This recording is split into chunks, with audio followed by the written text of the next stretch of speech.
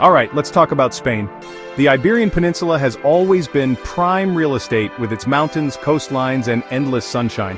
The earliest settlers were pioneers, making a home in a wild land over 1 million years ago. These early humans were tough, living in caves and hunting massive animals. Archaeologists found their tools and bones in places like Atapuerca, showing Spain as a place where communities grew. These early groups weren't just surviving, they were creating. Spain boasts some of the world's best cave paintings, like those in the Cave of Altamira. These paintings were more than doodles, they were expressions of life and stories. Spain's story starts deep in the past with resilient people who saw a home in this rugged land. They laid the foundation for everything that came after. They were the first to call this place home, long before it was called Spain.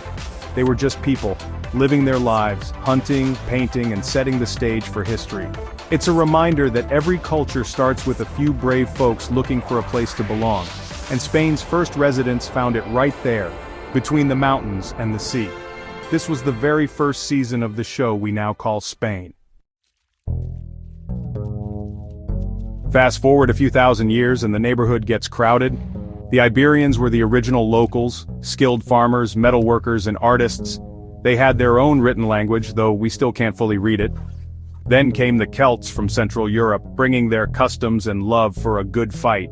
They were masters of iron, settling in the northern and central parts of the peninsula. The Celts built fortified hilltop towns called castros. So now you have two major groups living on the same land. They start to mix, creating the Celtiberians, a fusion of cultures. The Celtiberians took the best of both worlds, combining warrior skills with organized social structures. This mix made ancient Spain dynamic, a patchwork of tribes, languages, and traditions. This diversity is a huge part of Spain's DNA. It's why different regions of Spain feel so distinct today. It all started here with these ancient groups shaping the land and each other. They were the first real Spaniards, even if they didn't know it yet. This was the ultimate fusion, like putting pineapple on pizza. Some loved it, some hated it, but it was definitely a thing. Just when the Iberians and Celts were getting used to each other, new players entered the game. First up were the Phoenicians, master sailors from what is now Lebanon. They sailed across the Mediterranean and landed on Spain's southern coast for resources. The Phoenicians set up trading posts, creating cities like Gadir, now Cadiz. They introduced the Iberians to new ideas and technologies like the alphabet. The Phoenicians opened Spain to the wider Mediterranean world. Then came the Greeks, setting up colonies along the northeastern coast. They brought their philosophy, art, and love for democracy. The Greeks introduced olives and grapes, staples of Spanish agriculture. But then came the Carthaginians, originally a Phoenician colony in North Africa. Carthage grew into a massive power, taking over Phoenician trading posts in Spain. Their rivalry with Rome intensified, leading to a need for an empire. They began to conquer large parts of southern and eastern Spain. This was about to put Spain in the middle of a massive global conflict. The Carthaginians needed soldiers and silver to fund their wars against Rome. This was a whole new level of involvement for Spain. Carthage used Spain as its piggy bank to fight Rome. Rome wasn't about to let that slide, leading to the Punic Wars. Roman legions landed on the peninsula, making Spain a battleground. The Romans eventually kicked the Carthaginians out and began their conquest. It took almost 200 years to fully conquer the Iberian Peninsula. The local tribes resisted fiercely, with legendary leaders leading rebellions. The city of Numancia became a symbol of resistance, but Rome's military machine was too powerful. Once in control, they organized, dividing the peninsula into provinces. They built roads, aqueducts, and infrastructure, turning Hispania into a developed part of the Roman Empire. The biggest change was cultural, with the Romans bringing their language, Latin. Over time, locals adopted Roman customs, a process called Romanization. Hispania produced famous Roman emperors and thinkers. For nearly 600 years, Hispania was Roman. This legacy is baked into the very soul of Spain. The Romans brought their laws, government, and way of life. Becoming Roman meant access to power, wealth, and opportunity. The Roman Empire began to crumble, facing pressure from barbarian tribes. One group, the Visigoths, saw their chance and took control of the Iberian Peninsula. It wasn't a bloody invasion, but a new management team taking over.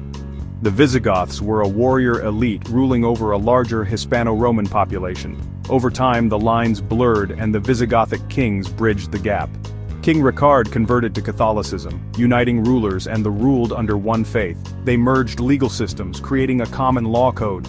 The Visigoths ruled Spain for about 300 years. They preserved Latin as the language of government and culture. They laid the groundwork for a unified Spanish identity.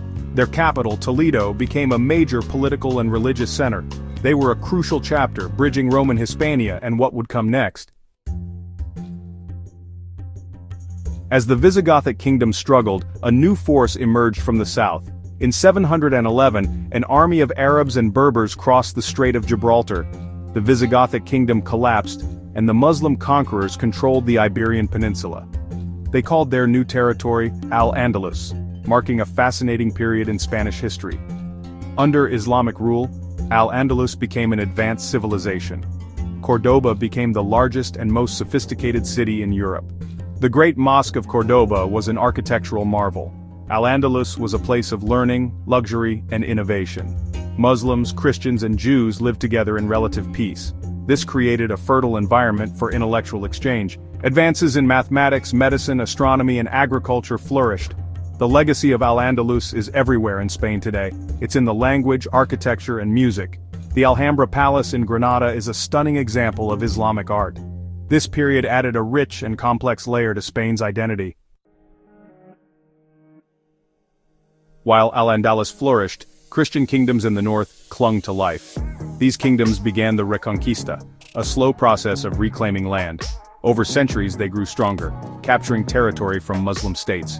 The Reconquista was a political and demographic process. Major turning points like the capture of Toledo shifted the balance of power. Castile and Aragon emerged as dominant forces. The final act came in the 15th century with the marriage of Isabella and Ferdinand.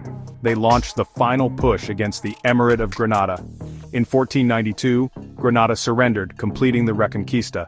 This marked the birth of modern Spain. Isabella and Ferdinand created a unified cultural and religious identity. They ordered Jews and Muslims to convert or leave, leading to the Spanish Inquisition.